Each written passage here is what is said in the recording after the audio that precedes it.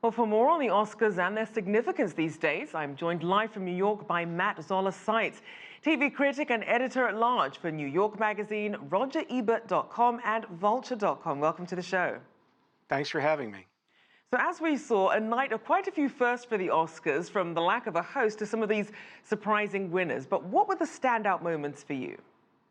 Well, the standout moment for me was that musical number that you started with Bradley Cooper and Lady Gaga performing Shallow from the Star is Born soundtrack. That was beautifully performed and directed, and I have to say, I thought all the musical numbers in this telecast were very thoughtfully staged, and the entire thing felt like it breathed. And it had room to breathe. And do you think that was because of the lack of having a host? Is that something you think we'll see going forward?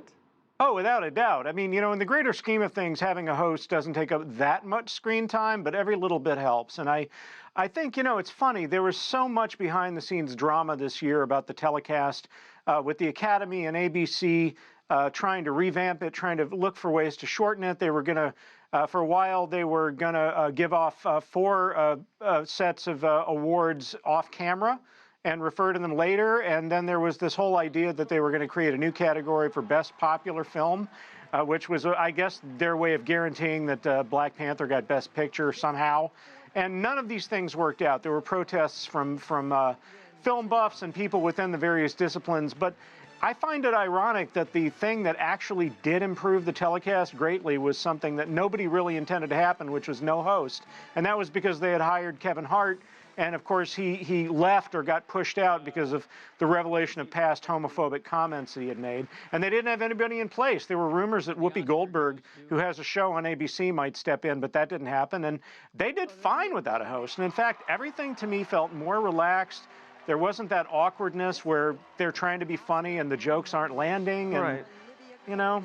Now, you did mention some of the risks that the Oscars did try to take in terms of the new category and then trying to essentially squeeze some into the commercial break. So clearly they're trying to appeal to a broader audience. What should they be doing?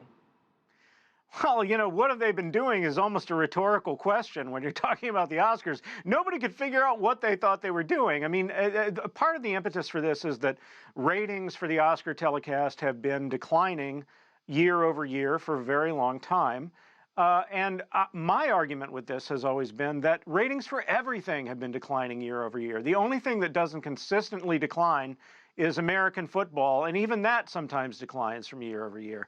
People are just not watching as much traditional cable or commercial television as they used to.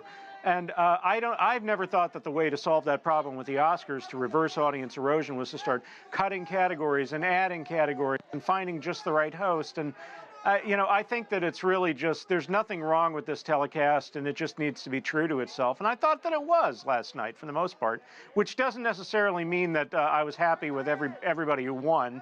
I don't think anybody was. Well, let's look at some of that. I do want to start with Roma. Obviously went in with a lot of nominations and really a big push for platforms like Netflix. How much of a game changer do you think this might be?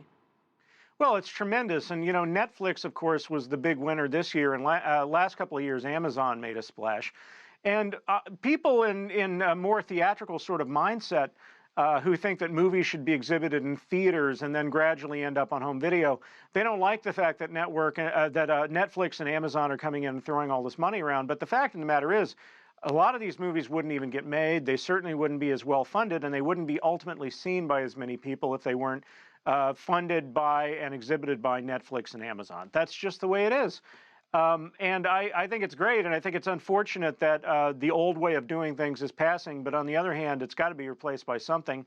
Right. And if these kinds of medium-budget adult dramas about plausibly human beings are going to be made and seen, somebody's going to have to step up, and it's not going to be the major studios. Now, let's look at the significance of this award show. It feels like it used to be a bit more special when you used to watch the Oscars. You had these untouchable stars, but then social media has really made people a lot more accessible all year round. So what does the Oscars give people that they just can't get anywhere else?